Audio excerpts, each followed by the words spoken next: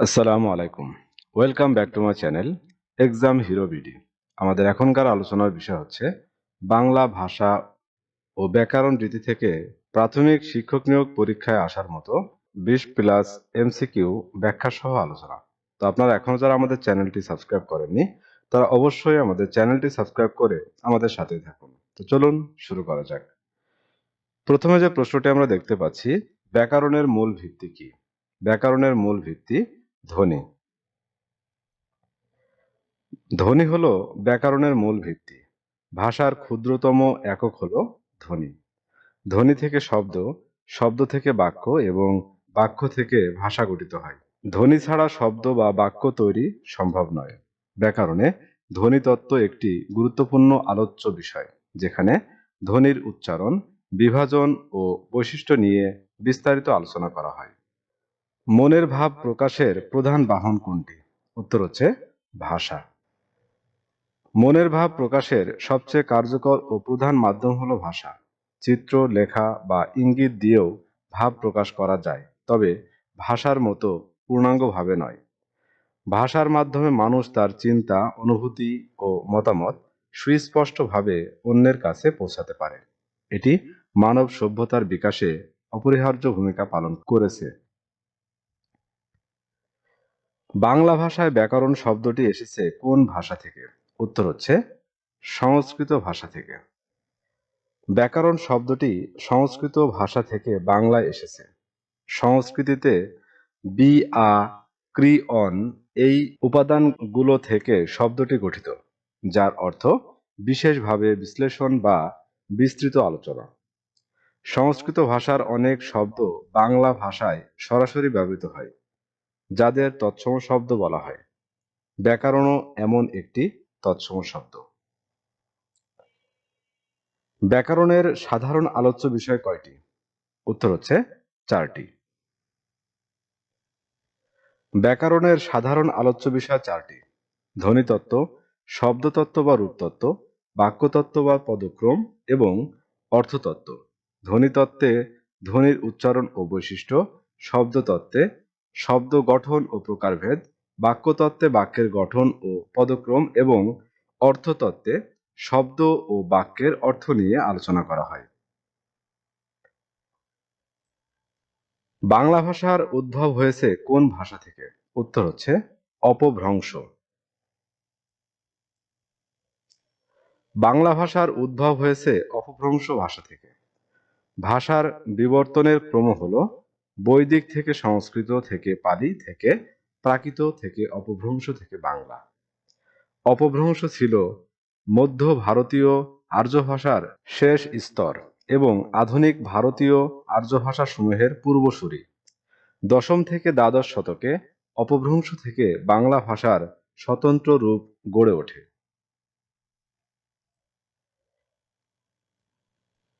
ভাষার জগতে বাংলার স্থান কততম? উত্তর হচ্ছে চতুর্থ। মাতৃভাষী জনসংখ্যার দিক থেকে বিশ্বে বাংলা ভাষার স্থান চতুর্থ, কিছু সূত্র মতে পঞ্চম বা ষষ্ঠ। চীনা, ইংরেজি, স্প্যানিশ ও হিন্দির পরেই বাংলার অবস্থান। প্রায় 30 কোটিরও বেশি মানুষ বাংলা ভাষায় কথা বলে। বাংলাদেশ ও ভারতের পশ্চিমবঙ্গ সহ বিভিন্ন অঞ্চলে এটি প্রধান ভাষা হিসেবে ব্যবহৃত হয়। পৃথিবীতে কত লোক বাংলা ভাষায় কথা বলে? প্রায় 30 কোটি। বর্তমানে প্রায় 30 কোটি মানুষ বাংলা ভাষায় কথা বলে। বাংলাদেশের প্রায় 17 কোটি, ভারতের পশ্চিমবঙ্গ, ত্রিপুরা, আসাম ও অন্যান্য অঞ্চলের প্রায় 10 থেকে 12 কোটি এবং বিশ্বের বিভিন্ন দেশে ছড়িয়ে থাকা প্রবাসী বাঙালিরা এই ভাষায় কথা বলেন। এটি বিশ্বের অন্যতম প্রচলিত ভাষা। বাংলা ভাষার মৌলিক অংশ কি কি? উত্তর হচ্ছে ধ্বনি, শব্দ, বাক্য ও অর্থ। বাংলা ভাষার মৌলিক 4টি অংশ হলো ধ্বনি, শব্দ, বাক্য এবং অর্থ। ধ্বনি হলো ভাষার ক্ষুদ্রতম একক। ধ্বনি মিলে শব্দ, শব্দ মিলে বাক্য গঠিত হয়। আর অর্থ হলো ভাষার প্রাণ, যা যোগাযোগকে সার্থক করে তোলে। এই 4টি উপাদান পরস্পর সম্পর্কিত এবং ভাষা গঠনে অপরিহার্য। বাংলা ভাষার উৎস কোনটি? উত্তর হচ্ছে ইন্দো ইউরোপিয়ান। বাংলা ভাষা ইন্দো ইউরোপিয়ান ভাষা পরিবারের অন্তর্গত। এই পরিবার বিশ্বের বৃহত্তম ভাষা পরিবার, যার মধ্যে ইংরেজি, স্প্যানিশ, হিন্দি, জার্মান প্রভৃতি ভাষা রয়েছে। ইন্দো ইউরোপিয়ান পরিবারের ইন্দো ইরানীয় শাখার ইন্দো আর্য উপশাখা থেকে বাংলা ভাষার উৎপত্তি। এর মাধ্যমে বাংলার সাথে অন্যান্য আর্য ভাষার সম্পর্ক প্রতিষ্ঠিত হয়। বর্তমান বিশ্বে কতগুলো ভাষা প্রচলিত আছে? উত্তর হচ্ছে 4000-এর উপর।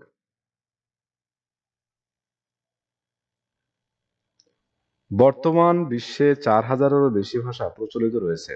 বিভিন্ন সূত্র অনুযায়ী এই সংখ্যা প্রায় 7000-এর কাছাকাছি। এশিয়া ও আফ্রিকায় সবচেয়ে বেশি ভাষার বৈচিত্র্য দেখা যায়।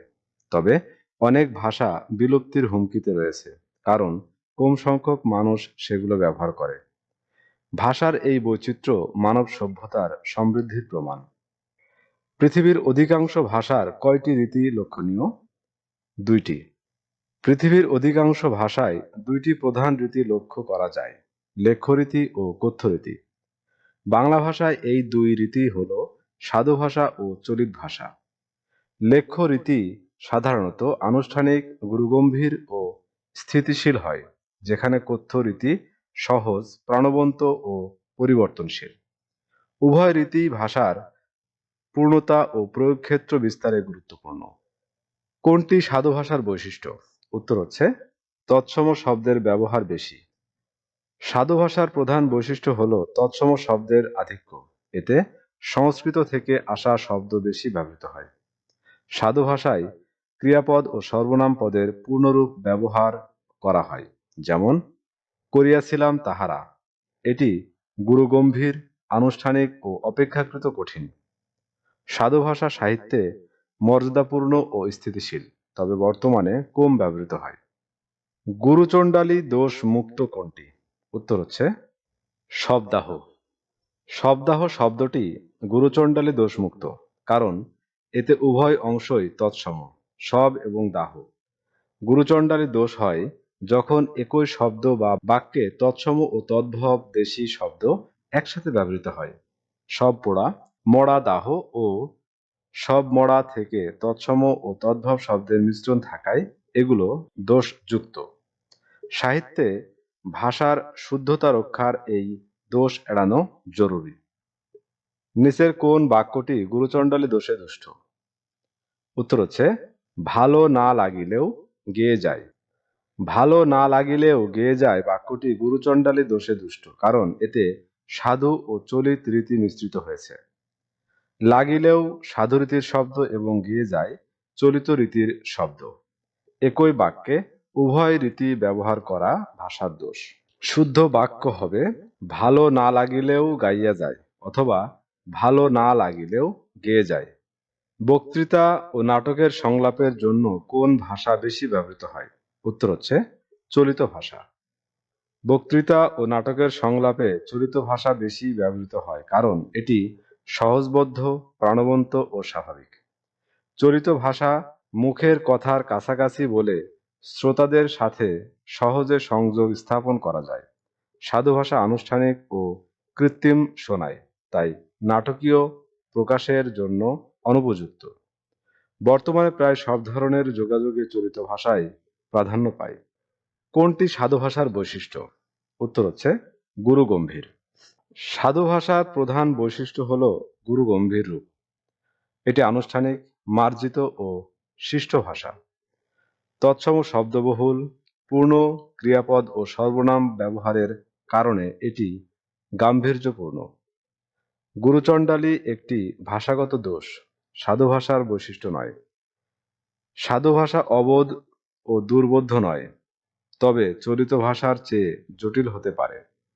সাহিত্যে এর মর্যাদা রয়েছে। কোনটি চলিত ভাষার নিজস্ব বৈশিষ্ট্য? উত্তর হচ্ছে তদ্ভব শব্দবহুলতা। চলিত ভাষার নিজস্ব বৈশিষ্ট্য হল তদ্ভব শব্দের আধিক্য। তদ্ভব শব্দ সংস্কৃত থেকে পরিবর্তিত হয়ে বাংলায় এসেছে, যা সহজ ও প্রচলিত। চলিত ভাষায় সংক্ষিপ্ত ক্রিয়াপদ, সর্বনাম ও কথ্য শব্দ বেশি ব্যবহৃত হয়। এটি গতিশীল, প্রাণবন্ত ও পরিবর্তনশীল। তৎসম শব্দবহুলতা সাধু ভাষার বৈশিষ্ট্য। চলিত ভাষা মার্জিত এবং আধুনিক যুগের জনপ্রিয় রীতি। কোন ভাষা পরিবর্তনশীল? উত্তর হচ্ছে চলিত ভাষা। চলিত ভাষা পরিবর্তনশীল। এটি মুখের কথার সাথে সামঞ্জস্যপূর্ণ বলে সময়ের সাথে দ্রুত পরিবর্তিত হয়। নতুন শব্দ, বাগধারা ও প্রকাশভঙ্গি সহজেই চলিত ভাষায় গৃহীত হয়। বিপরীতে সাধু ভাষা স্থিতিশীল ও রক্ষণশীল, যা সহজে পরিবর্তিত হয় না। চলিত ভাষার এই গতিশীলতাকে জীবন্ত ও যুগোপযোগী করে তোলে। বর্তমানে সাহিত্য, সংবাদপত্র ও সকল মাধ্যমে চলিত ভাষায় প্রচলিত। কোন ভাষারীতির ধরাবাঁধা কোনো একক রীতি নেই? উত্তর হচ্ছে চলিত ভাষা। চলিত ভাষার কোনো ধরাবাঁধা একক রীতি নেই। এটি নমনীয় এবং পরিবর্তনশীল। লেখক ভেদে, অঞ্চল ভেদে এবং প্রসঙ্গ ভেদে চলিত ভাষার রূপে ভিন্নতা দেখা যায়। বিপরীতে সাধু ভাষা একটি নির্দিষ্ট নিয়মরীতি মেনে চলে। চলিত ভাষার এই স্বাধীনতা একে সৃজনশীল ও বৈচিত্র্যময় করে। তবে অতিরিক্ত নৈরাজ্য এড়াতে কিছু সাধারণ রীতি মেনে চলা হয়। নিচের কোনটি চলিত রীতির উদাহরণ? উত্তর হচ্ছে আমি তাকে দেখে খুশি হয়েছি। আমি তাকে দেখে খুশি হয়েছি বাক্যটি সম্পূর্ণ চলিত রীতিতে লেখা। এতে তাকে সংক্ষিপ্ত সর্বনাম, দেখে ও হয়েছি সংক্ষিপ্ত ক্রিয়াপদ ব্যবহৃত হয়েছে। অন্যান্য বিকল্পগুলোতে হইয়াছে, উঠিয়াছে, দেখিয়াছিলাম, তাহাকে প্রভৃতি সাধুরীতির শব্দ রয়েছে। চলিত রীতি সহজ, স্বাভাবিক ও দৈনন্দিন কথাবার্তার কাছাকাছি।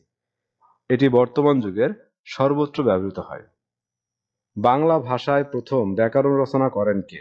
উত্তর হচ্ছে মার্শম্যান।